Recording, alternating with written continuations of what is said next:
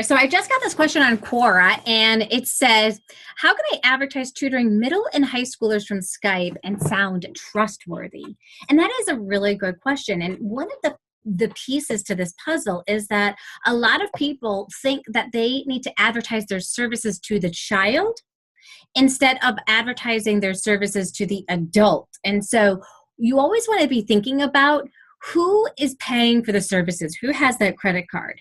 Because if the person with the credit card is the one that's going to hire you, that's who you need to be making content for. So what are the things that parents of middle schoolers and high schools are specifically struggling with? You could be able to create content that is going to meet those needs. Maybe it's a checklist. Maybe it is a set of videos. And you're able to then spread that information using YouTube or through an email list on your website. But here's a really important thing. You do want to come off as a professional online business. And so you have to put those pieces into place that a professional would have. So do you have a website? Is there information that seems like it connects to the client versus it all being about you? So one of the things that people will do is they will show all of the areas that they are credentialed or have experience.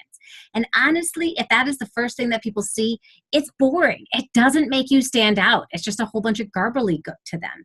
And so while we want to position ourselves as an expert, it's better to actually position ourselves as being empathetic to what it is that they are going through and the struggles that they are having with their child specifically, and ways that they can overcome them.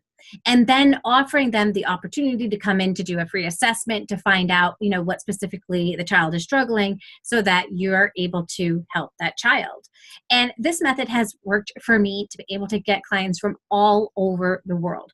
My name is Joanne Kaminski, and I've been tutoring since 2010 with reading online. I started off using Skype, and then I moved on over to a new tool called Zoom a couple of years ago. And it's been an amazing experience. I get to work with kids in India, China, Japan, all over the United States, Canada, Australia. It's just been a really incredible experience. But another way to do it is you want to be able to position yourself as an expert again with being empathetic, but also your experience is going to allow them to see it. So how do you develop story?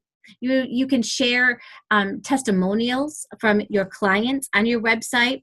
You can write blog posts where you talk about your experiences working with different types of students. So start thinking about the different types of students that you work with and what their struggles are that they are having. And you can talk about your experience working with them. What was your experience like before working with them? What were they struggling with? What was it like working with that child? And then how did they benefit because they worked with you, and what are they able to do now? Sharing a story with that kind of a format of the different experiences that you've had with students can actually help to set you up as an expert. And people will be able to see in their child. Now, another thing that people want to do is you want to, instead of go after the I can tutor everyone approach, you want to be seen as an expert. So what specific area do you love tutoring the most? If it's math, focus on math. Now, you don't have to break it down into like all the specific areas of math. It could be just general math. It doesn't have to be, just geometry or just calculus. It can be whatever area of math you want or all math, okay? Then from there, do some things that make you stand out as an expert. People are going to look at more about what you do than they are about what you say that you do. So are you writing books on that topic? Are you writing articles, any professional articles? Have you appeared on any podcasts? All of these things can help you seem like an authority in the area that you want to be able to tutor. And of course, the more experience that you have, the better. You're going to sound much more knowledgeable. And you don't have to actually be credentialed to even get a tutoring job. All you have to be able to do is get results. So I hope this helps with the answer of how do you come off as being professional through Skype and all of those kinds of things, and you are able to land a ton of clients.